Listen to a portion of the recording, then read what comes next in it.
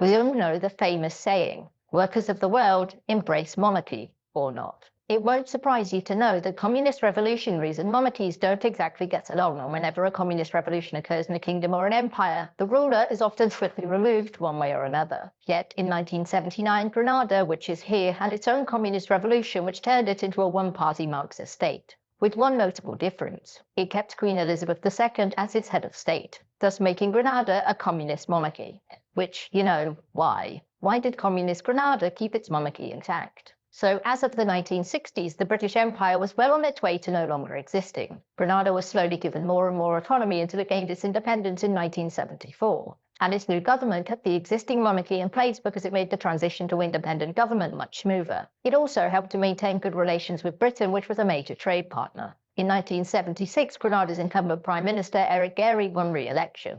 Like other elections, he did this by getting the most votes. However, unlike other elections, he did not do this by having better policies, but by having his secret police assault anyone who wasn't going to vote for him. The opposition, the Marxist New Dual movement, refused to accept the results because obviously, and so started to plan to get rid of Gairy. 3 years later, whilst Gairy was away, the NJM launched a coup and overthrew the government, and it placed its leader, Maurice Bishop, in charge. His government then arrested the Queen's representative there, the Governor-General Paul Scoon, who was soon afterwards released, and the communists kept him in his position. So why? Well, the reason was that keeping the monarchy suited the government's short-term needs. The Governor-General was required to stay politically neutral, and Scoon was willing to stay on despite his own opposition to the new government. This was useful for Bishop since keeping the Governor-General gave the government much more international legitimacy. Although that's not how the British monarchy or government saw it. Speaking of which, the second reason that communist Grenada kept the crown was to improve relations with the United Kingdom as well as keeping its place in the Commonwealth. The UK government, led by Margaret Thatcher, was especially unhappy with the communist coup, and thus they sanctioned the country. But Bishop kept the Governor-General because, as he saw it, British governments changed fairly often, whereas his would stay there forever.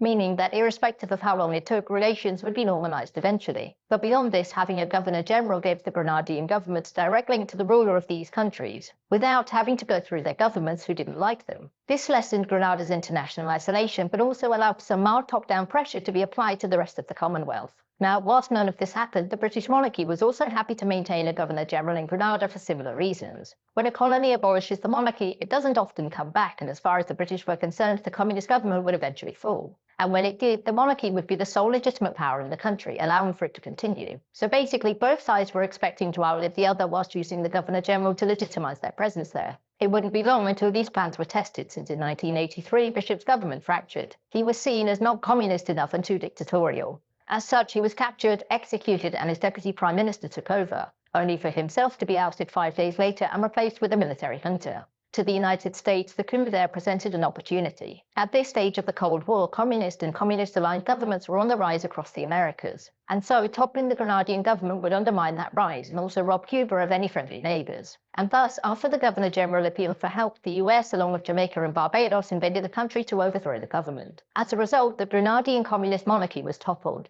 leaving the rest of the world thereafter